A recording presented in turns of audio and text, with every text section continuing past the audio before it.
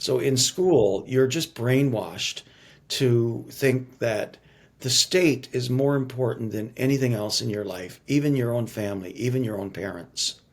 And so she talks about, how one day she was rummaging through a closet in her house and she found a Bible. And immediately she was so conflicted because she loved her parents. Yet in her mind, the absolute right thing to do would be to report them. Love God, love people, love people, love people. It's the AC Podcast. For the love of God, love people.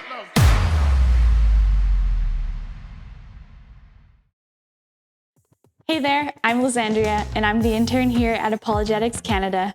I wanted to let you guys in on a super sweet opportunity coming up just around the corner in May.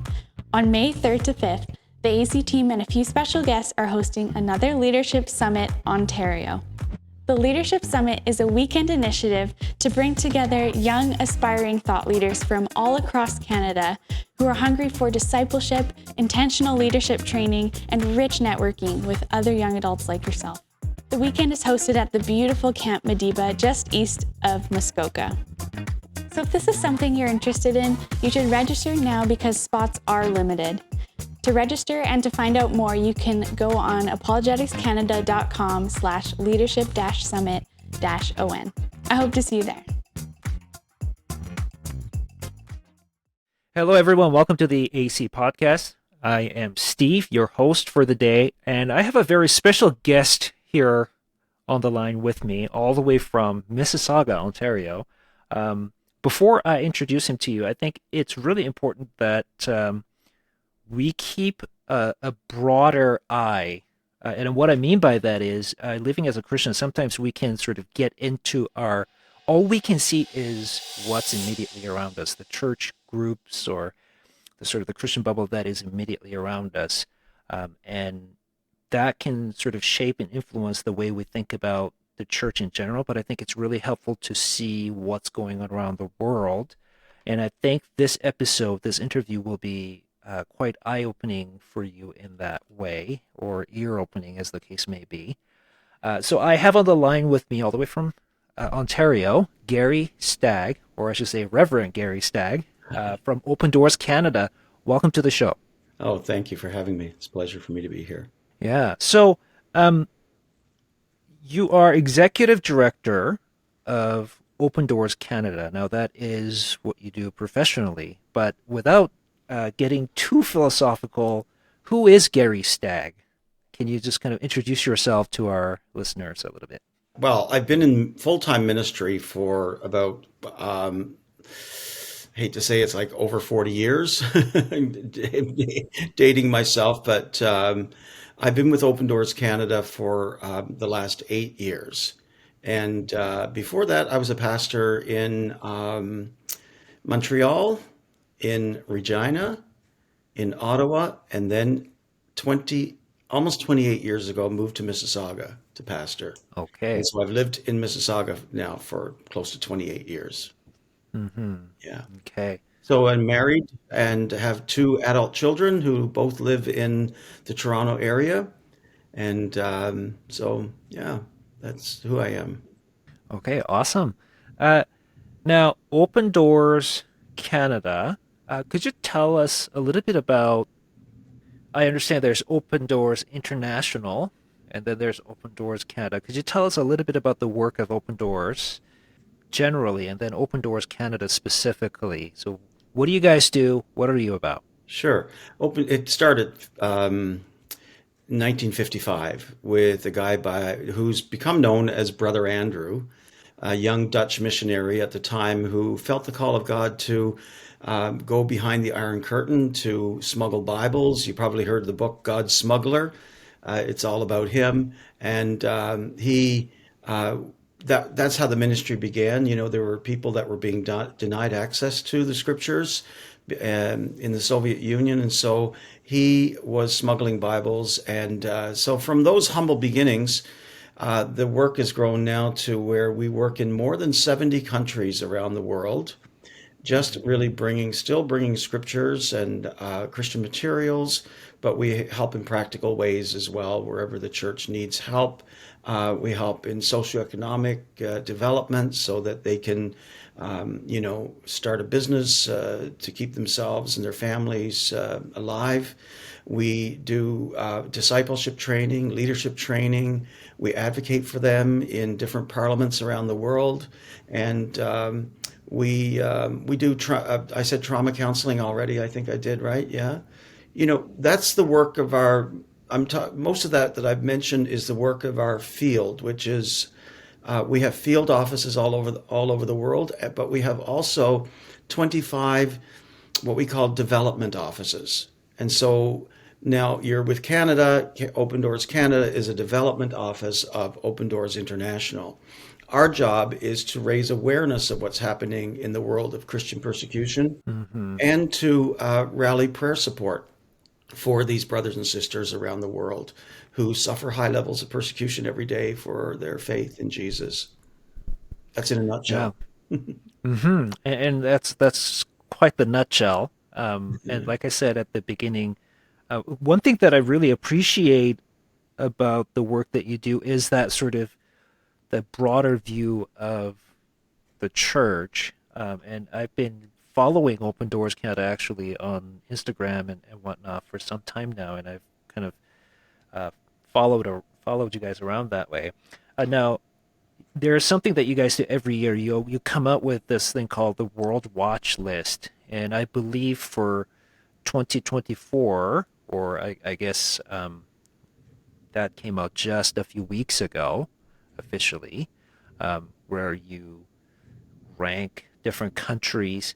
So tell us a little bit about World Watchlist. What is it, and how did this get even started? Actually, this is the 31st year that we have published the World Watch List. And it started just because of a felt need to keep our finger on the pulse of what's happening around the world when it comes to Christian persecution. It really helps because, it really helps to direct our resources and where we work and so on. It's according to the research then, and so we have a very rigorous arm of Open Doors called the World Watch Unit, and that is strictly a research group. It's in Europe, and they work in the field with our field partners throughout the calendar year. They also do a lot of research, behind the desk and so on. But they basically are just wanting to keep their finger on the pulse of what's happening with Christian persecution around the world so that it can direct our work, it can direct our resources, and also direct our praying. I did take a look at the World Watch List for this year, and there are 50 countries that are named there. And there are some countries that I want to discuss with you a little bit more specifically. But before that, I was just curious, what are some broad trends that you've noticed this year? I think the most notable one is the rise in violence against Christians in sub-Saharan Africa. So, you have this whole area, particularly the Sahel region of Africa. You have Nigeria and Mali, Burkina Faso, and Niger, and all of these countries that there's just an increasing rise in violence against Christians. Nigeria seems to be the epicenter of it, with last year between 11 and 14 Christians a day lost their lives just because they were Christians. And so that trend is really growing, and that is something that is alarming to us. And actually, we're doing a special program for the next few years called Arise Africa. And that's a program to mobilize the Western Church to pray for our brothers and sisters in Africa.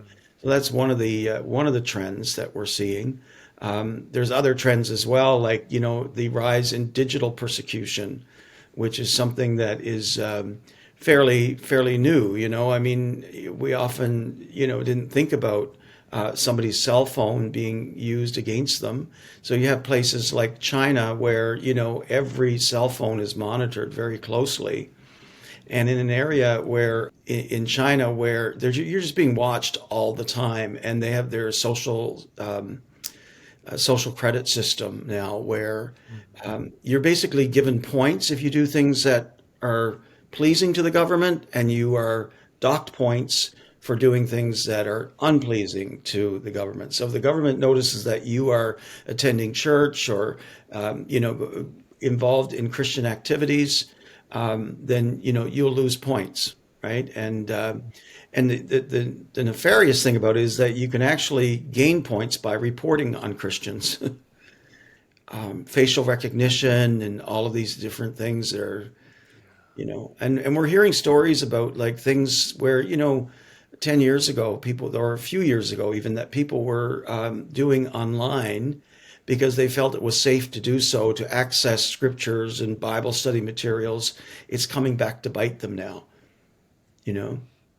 So we're Yeah. seeing kind of a move to old school, going back to actually delivering physical copies of the Bible to people. We have Right. two groups going out this year of our own supporters that are going, and one of the things that they will do when they go is that they will take an allotment of Bibles with them. And so we're still kind of smuggling Bibles into different Hmm. countries. Yeah. Wow. Yeah. I mean, we'll talk about China in due course here, but just as you are mentioning the social credit system and whatnot, immediately I'm thinking, man, what a great way to create second class citizenry. That is so dangerous. Now, Mhm. one thing that really stands out to me as you're talking about persecution is that there are definitely different kinds and different levels of persecution here. And what I noticed in the World Watch list is that you actually have uh, scores uh, assigned to each country. North Korea or China, Cuba, they all have score attached to them. So my question is, how do you tally these points? Yeah. So I mean, it's a very complicated, the methodology is quite complicated.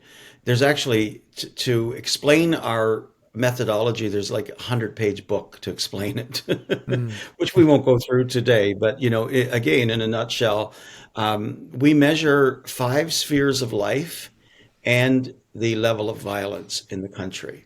So, Mhm. we call it the smash and the squeeze. And oftentimes, when people in Canada, when we think about persecution, our minds automatically go to violence, right? We think of Mhm. persecution in terms of violence, but oftentimes it's really the squeeze on people in different areas of their lives that are just squeezing them in, so that they just have no freedoms at all to express their faith personally.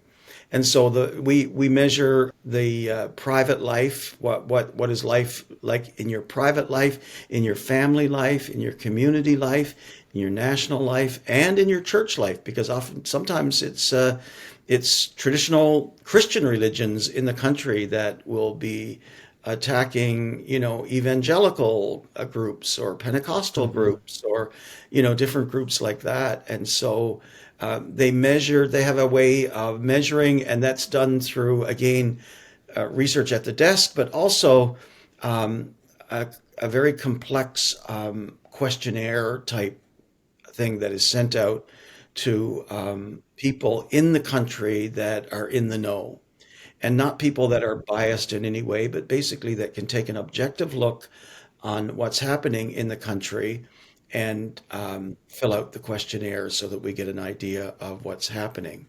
And then all of that is filtered through, the methodology. And then there's also a score given to violence in Right. in the country. Yeah. Yeah. You mentioned already some different types of persecution, um, like something as new as digital persecution, but there's also violence. Um, what are some other types that you come across? I'm assuming there's obviously sort of the government persecution on the national level, On the but national what level. else is there? Yeah, I mean, so on a national level, we often have like communists or dictatorial regimes that, like in North Korea and different places where that's the driver of the persecution, right? Hmm. And so in some of those cases, it would be, for instance, the government decides that they're going to pass anti-conversion laws. Hmm. And so, as a Christian, we're called to win people to Christ, to evangelize, and our brothers and sisters really feel that calling to do that, in the countries where they are. Oftentimes, they're in the country. They've had opportunity to leave, but they won't leave because they don't want the light of the gospel to go out, and they want to be there to be the salt Yeah. and light of Jesus. But when you're in a situation where somebody can accuse you of blasphemy, there's blasphemy laws and anti-conversion laws and all of these things that are, springing up in some of these countries, and these things are used against Christians. With blasphemy laws, that's a terrible one because, in a place like Pakistan, if you upset your neighbor about something and you're a Christian, they could just allege that you blasphemed they can accuse you of blaspheming the prophet Muhammad, and automatically you're viewed as being guilty, and your life becomes very difficult from that moment on. It can be completely untrue, but the accusation seems to be enough sometimes. Right. Um, and what does some of the and you mentioned the sort of squeeze earlier, the pressure that is put on Christians and churches. Now, I understand. I mean, you've already mentioned this kind of squeeze that can come from the government, but are there other different kinds of squeeze, if you will, that comes from perhaps on the community level or family or Oh something like yeah, that? for sure. So if you are in one of these countries and you decide that you're going to convert, say, from Hinduism or from Islam, and convert to Christianity, I mean, immediately you're going to get pressure from your family, right? If they find out about it, if you happen to tell your family that, oftentimes they keep it secret because of the repercussions that they'll get. But sometimes they're bold enough to let their family know. And of course, we've heard about honor killings and all of that stuff, and that then goes into violence again. But it's just that pressure, and the community will ostracize you. So you'll be Hmm. shunned by the community. Oftentimes, you'll even be sent out of the community. I was just reading about one situation where this girl, she converted to, and she was Iranian. She converted to Christianity. Her family found out. Her father actually erased her name from all family records, had her name completely erased. It got so bad for her that she had to flee to another country because the community just came down so hard on her and just ostracized her. Yeah. So there is It, that kind of pressure. There's also, the mhm. pressures of just because, in many of the countries you carry your religious affiliation on your identification, and Yeah. people know who you are. So it could mean quite often that you are relegated to the most menial jobs in the country. You can forget about ever getting, promotions and better jobs and so on, because those are all reserved for people that are non-Christians. You know, it could also mean that your children end up in a substandard school because they won't be admitted into the better schools in the country simply because they're Christians. Those are examples of the squeeze. Hmm. That's really helpful to hear because, especially in a country like Canada, a Western country, where you have relative sort of independence from your community in some ways compared to some other countries where, okay, well, because I'm thinking, man, if when we talk about being ostracized by the community, somebody in Canada might think, well, I'll just move to another city or to another place and start anew. Or somebody might say, you know what? So what? Just people say some bad things about me, but it's not like that at all. I mean, it gets so bad that you have to flee to another country, or you're relegated to sort of this second class citizenry, where you can't get the kinds of jobs that you want. You're kind of constantly stuck in this. There's no social mobility whatsoever. And so I think it's really helpful for us to actually get a picture of what that kind of pressure, social pressure, is like. Now, I want to turn our conversation now to some specific countries that are mentioned on the watch list. There are all 50 of them, and obviously we won't be able to go through all of them, but there are some that stood out to me for one reason or another. And one of them was Nicaragua. Yeah. So tell our listeners why Nicaragua. They're in Nicaragua, and it's come into the World Watch List for the first time, right? So Mm-hmm. and the situation there is I would call it dictatorial paranoia by the Ortega government. They see the church as a threat to them.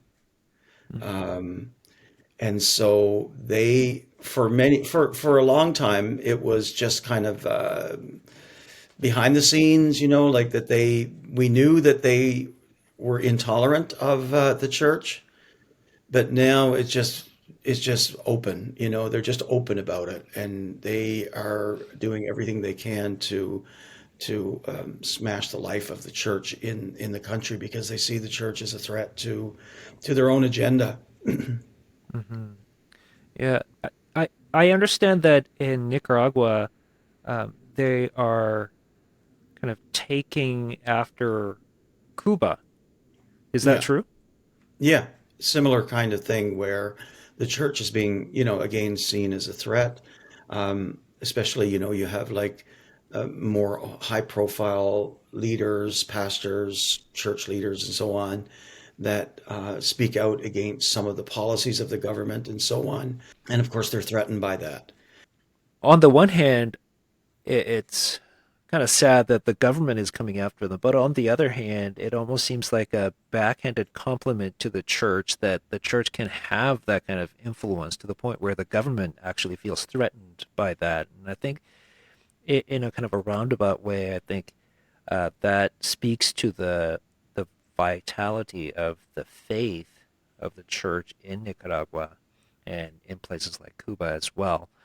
One of the things that stood out to me is that often when I look at a list like this, there are so many sub-Saharan African countries or Islam majority countries, or the sort of, the communist countries that you might find. But then, like, I wouldn't have expected to see countries in, say, in the Latin America areas where you would think, Christianity has always historically had this sort of a presence, and people would be generally tolerant of Christians, if not outright celebrated.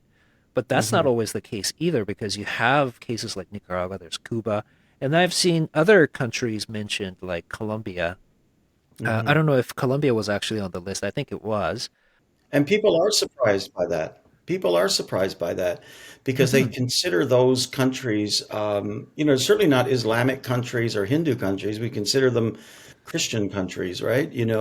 Right. And Catholicism has been very strong there over the years and so on. But the situation in Colombia and Mexico is more again in the rural areas. People will, talk to us and say, "Well, I've been to that country and I've been to this big church there, and everything looks just wonderful and everything." Well, that's just it. You were in the city. You're probably in a tourist city and so on, and you went to a church. Usually, there's nothing too threatening there. But when you get into rural areas, and then you have indigenous people that are Christians and so on, and then you have the element of the cartels that Right. there. So the cartels are the ones that see the church as, the church is preaching this moral high ground and Hmm. trying to keep their young people away from all that stuff, and the church is seen as a threat in the area because of what they're preaching and so on. They would like to recruit these young people right into Right. the cartel, and Yeah. so that's where the And persecution comes from, mostly in hmm, these Latin American countries that you're speaking of. yeah, and I remember watching a documentary just the other day actually on Mexico, and there that kind of recruitment that you mentioned, they do it quite openly, because a Absolutely. lot of young people, they are flocking to the cities to find jobs because of various economic factors, and they can't really find jobs. Unemployment runs high, and so then they're thinking, okay, well, what else can I do? Looks like these cartel guys, they make good money, they have power, they have All the everything nice that I want. cars, everything they want. Right. Yeah. Interestingly enough, these cartel bosses or whatever, they have this kind of cultural influence where if they're seen wearing a particular kind of shirt, for example, that shirt will be selling like hotcake for the next little while. All that to say, I've seen that these cartels, they actually like advertise openly, hey, we're recruiting, we'll provide for your family, and you'll have, we promise you wealth and health and everything, so come join us, kind of a Mhm. thing, which you wouldn't really expect a criminal gang to be that open about recruitment. Right. And so, yeah, really interesting kind of a cultural setting there. Right. So you go into into the rural areas, and that's where a lot of them are recruited from. And then you have a pastor who has a church in an area and, is trying to uh, preach the gospel and have Hmm. people live in a godly way, and he's seen as a threat. I mean, Right, you know, oftentimes their pastors' children have to be sent away for schooling because it's so dangerous for them to live at home. right. Yeah. Hmm. Now, there are some others that stood out to me. One is India. Now, it seems like there has been this rise in Hindu nationalism as of late, and so I suspect that that is playing a part. So, what is it like on the ground for the church in India? India has risen, I mean, so fast on the World Watchlist since 2014. And 2014 is the year that the Modi government were elected. And the Modi government are the Hindu Nationalist Party. And, I think they had a goal. Their goal, I heard before, was in by 2021 that India would be fully Hindu, basically converted back to Hinduism. And, their mantra is to be Indian is to be Hindu.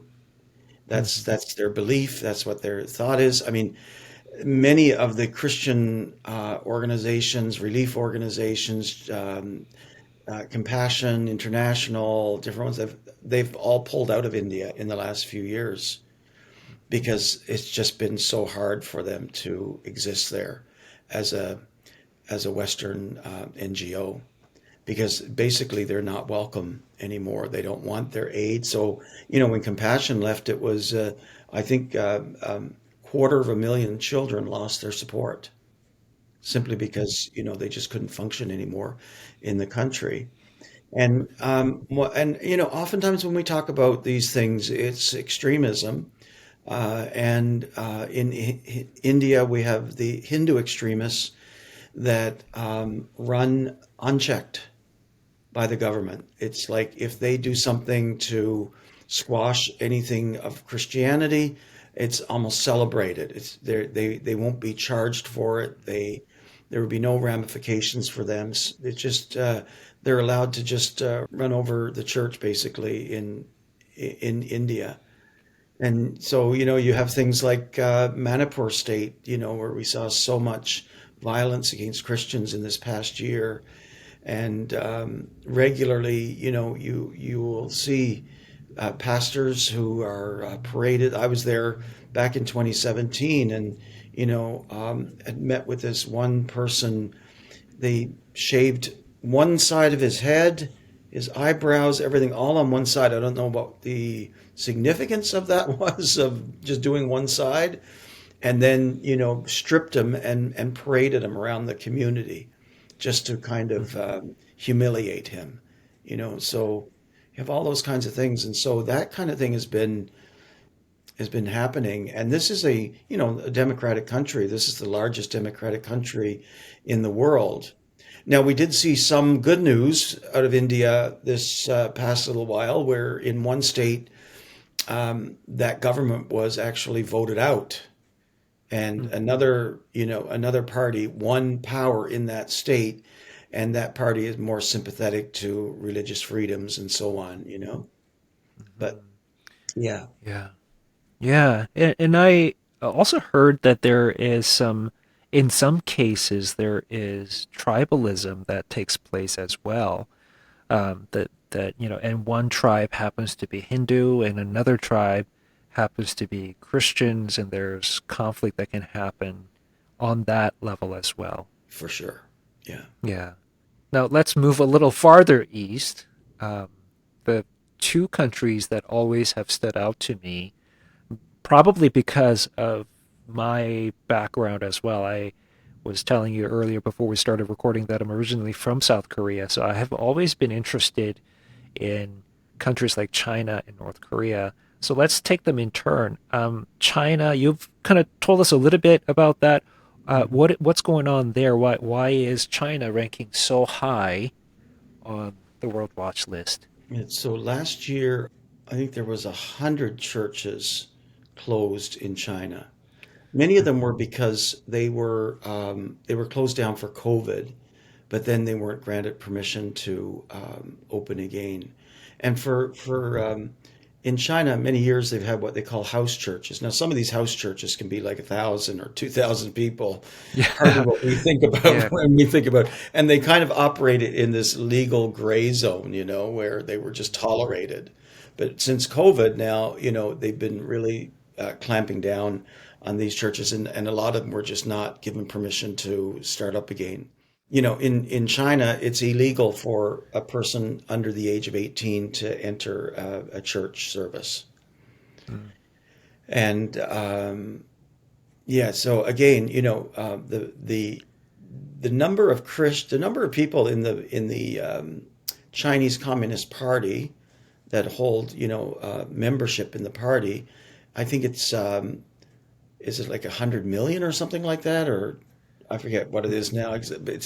Anyway, the number of Christians exceed the number of people that are in the Mm. communist that have membership in the Communist Party. So again, you can see why the Chinese government would look at that as a threat. Right. Yeah. Yeah. And in the case of countries like China and North Korea too, I understand that Christianity is seen as a Western influence. So Yeah. it gets tied to the notion of Western colonialism, imperialism, and what have you. And of course, given the sort of the political friction that you find between, say, China and the United States, for Hmm. example, and of course, Christianity would be seen as part and parcel with everything Western, and so then the government would react in that way, and I can see that happening. Even though, ironically, Christianity arrived in China uh, years ago. Uh, I myself, like I said, I'm from South Korea, and in Korea, the history of Christianity is actually fairly short. I mean, it was late 1800s that Christianity first entered the peninsula, but China had missionaries come from the Middle East as early as, I think, 7th century or something like that. So it's ironic that it is seen as a sort of a Western European or American Hmm. thing.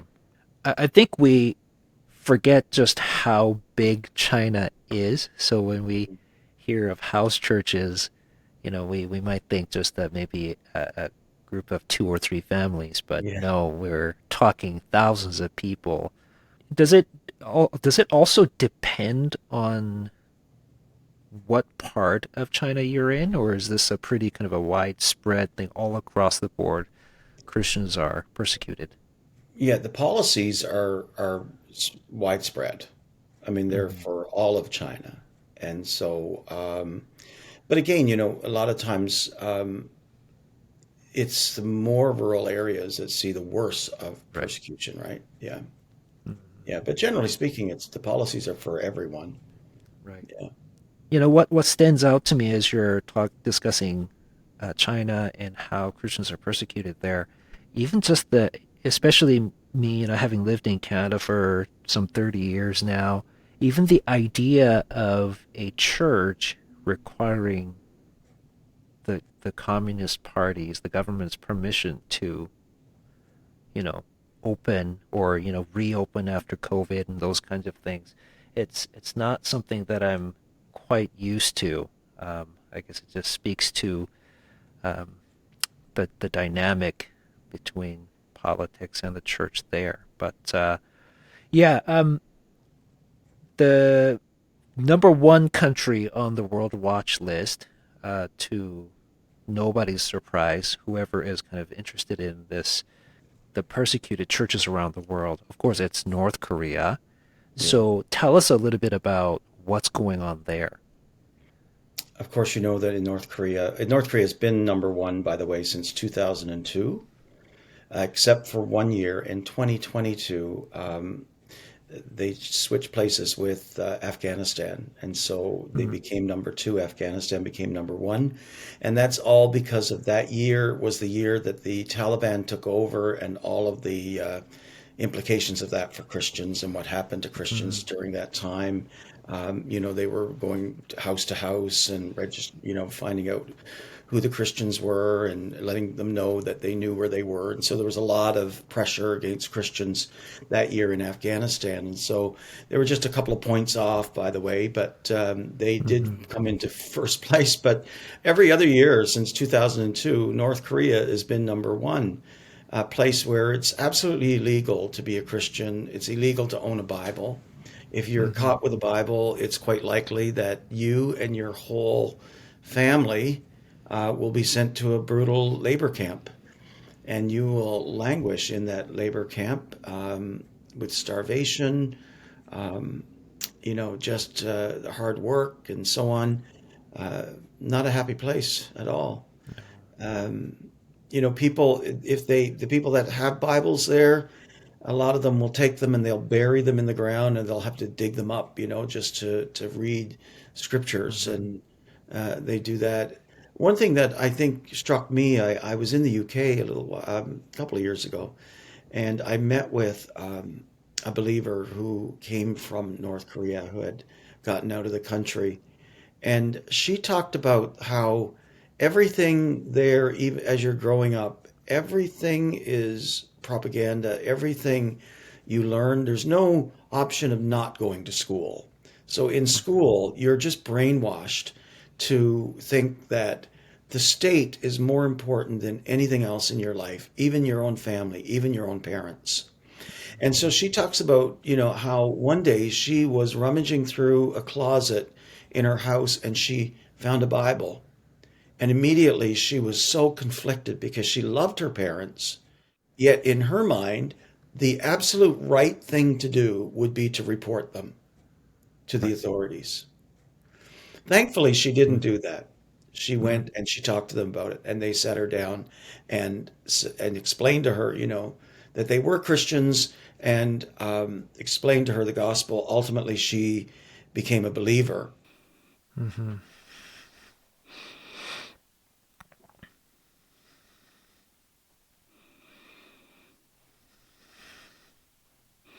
Mm-hmm. Yeah. Mm-hmm.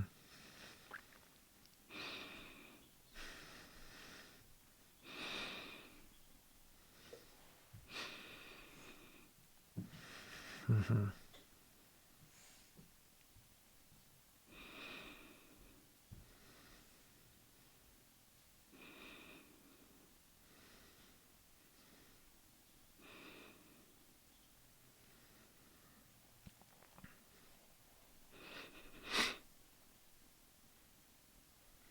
Yeah, it is. I again, because of my background, I take a great deal of interest in what's going on in North Korea and what the North Korean regime is doing.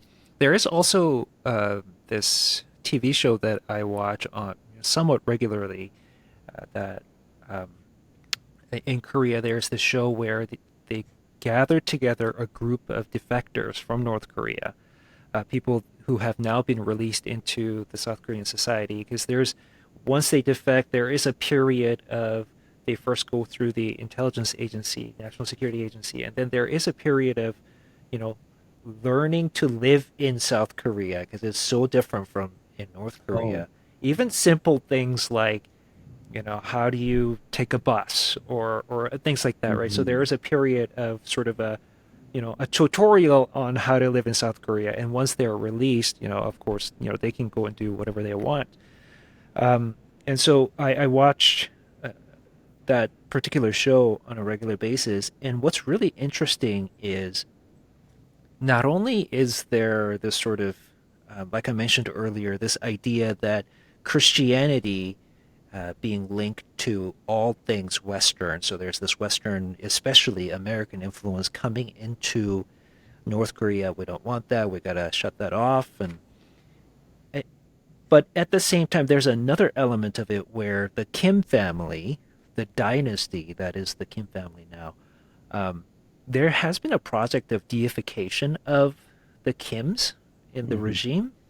And so some of the defectors were saying that just as in South Korea, especially Christians, they say grace before they have a Mhm. meal. We did the same thing, they said, but we said grace to the Kim family, right? And then there are Yeah. also all kinds of legends and myths that are associated with the things the previous Kims have accomplished, um, things seemingly as absurd as, okay, the first Kim, when he was fighting for the independence of Korea from Japanese colonial rule, like he magically turned pine cones into bullets, and that's how he fought. Even things like that are Yeah. being kind of built around the Kim family, and their devotion to the Kims is just something else, or at least that's what's enforced, right? So if your house is on the fire, if your house is on fire, um, before you save your children, the first thing you have to save from your home is the portraits of the two previous Kims. If you don't save that first, even if you save your children and you let that burn, you're heading to labor camps and whatnot. So it's a completely different world. And Um, that's how it's just ingrained in them. And you can see how that young girl would be so conflicted about what to do yeah. with this Bible that she found in her house. hmm Yeah. Yeah. Very, very interesting. Um, Now, our time is coming to a close here, but I just really wanted to ask you a couple more questions here. The first thing is, um, how can we use the World Watch List? I mean, it's a good informational resource, but is that all it is, or is there something more that we can do as the church in Canada? Well, we've designed our World Watch List. Every country does it differently, but we purposely designed it, and we call it a prayer guide. If you get a physical copy, you can download a digital copy. Obviously, go to our website, opendoorscanada.org, and you can download a digital copy. And basically, it's downloading the prayer guide for the World Watch List. And so every country is listed there. And it'll tell you a little bit about the country, the name of the leader, all those kinds of details. It'll tell you what the persecution looks like in that country, and then it will actually give you prayer points. So we're hoping that people will use it not just, like you said, for information's sake, but as a tool to pray for persecuted Christians. hmm Great, awesome. And you've already kind of mentioned this already, but if people want to learn more about the work of Open Doors Canada and to support the work that you're doing, where would you send them?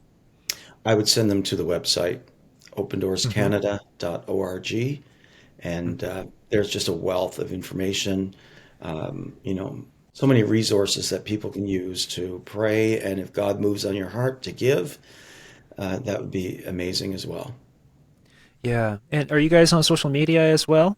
Yeah. Facebook, Okay. all of them, I think. Facebook, Yeah. Twitter, Okay. TikTok.